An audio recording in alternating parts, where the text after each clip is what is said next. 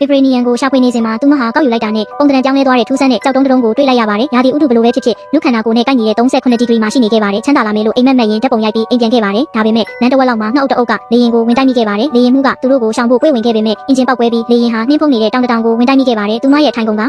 ပတ်မှာအပီရဲ့ချစ်ရအနေငယ်တာကြံရစ်ခဲ့ပေမဲ့တွဲဖက်လေရင်မှုကိုတော့ဘယ်မှမတွေ့ရပါဘူးအဓိကလေရင်မှုရဲ့အစာအိမ်လဲကွဲအပ်သွားခဲ့ပါတယ်သူမဟာအော်ဟစ်အကူအညီတောင်းဖို့ထွက်သွားပေမဲ့နှင်းတွေတောင်တွေနဲ့တစ်ပင်တွေပဲရှိပါတယ်ရေဒီယိုကအချက်ပြမှုပေးပါဘူးပြီးတော့သူမရဲ့မြေပုံနဲ့တန်လိုက်အိမ်ညောင်ကအနည်းဆုံးလမ်းက80ကီလိုမီတာပြည့်အသုံးရဝေးတယ်လို့ပြသနေပါတယ်သူမရဲ့ပစ္စည်းကိရိယာတွေနဲ့နှွေးထွေးတဲ့အဝတ်အစားတွေပါရင်တောင်လမ်းလျှောက်ရင်9ရက်ကြာမှဖြစ်ပြီးဒဏ်ရာရလေရင်မှုတစ်ယောက်လဲပါလာခဲ့ပါတယ်ဖြတ်သွားတဲ့လေရင်တွေကိုဖမ်းဖို့ထင်းတဲ့စက်ကူတွေကိုမိရှို့ခဲ့ပေမဲ့ဘာမှမထူပါဘူးလေရင်မောင်းခန်းနဲ့ပြန်ရောက်တော့လေရင်မှုအသက်ရှူရက်သွားတာကိုတွေ့လိုက်ရပါတယ်တေးဂီတလက်မလျှော့ပဲလိုအပ်တဲ့ပစ္စည်းတွေကိုထုတ်ပိုးပြီးသူ့ရဲ့တနက်ကိုယူကာထွက်ခွာသွားခဲ့ပါတယ်ခြေလမ်းနဲ့ငယ်နှမ်းလိုက်တော့လေရင်ကနေအတန်တစ်ခုထွက်လာတဲ့လေရင်မှုရဲ့ဝေါ်ကီတော်ကီတန်အကူအညီတောင်းဖို့မခေါ်နိုင်ခင်ဘက်ထရီကုန်သွားတယ်ဒါပေမဲ့ဝါယာကျိုးနှင်းငယ်ကိုတီးတဲ့အပီကဝါယာကျိုးနှင်းငယ်ကိုချိတ်ဆက်ပြီးယာယီအားသွင်းကရိယာတစ်ခုတက်ဆင်လိုက်တယ်အတန်တစ်ခုပြန်ကြားတဲ့အခါသူမရဲ့ဝမ်းသာမှုကစိတ်ကြက်စရာအဖြစ်ပြောင်းလဲသွားတယ်ဘာလို့လဲဆိုတော့ကယ်ဆယ်ရေးအဖွဲ့မဟုတ်ပေမဲ့လေရင်မှုဂျွန်ကသူမနဲ့တနေရာမှာထိုင်ကုန်အောက်မှာခြေထောက်ညက်ပြီးကြက်ကြခဲ့လို့ပါသတင်းကောင်းကတော့ဂျွန်ကလေရင်ရေဒီယိုကိုပြင်နိုင်နေဆိုတာပါပဲအပီအတွက်ကောင်းမွန်တဲ့သဘောတူညီချက်ပါပဲသူမမြေပုံကိုထုတ်ပြီးသူ့နေရာကိုရှာပြီးထွက်ခွာသွားတယ်20ကီလိုမီတာပဲရှိသေးပေမဲ့လေရင်နှစင်းတနေရာထဲမှာပြက်ကြတာကမတော်တဆမှု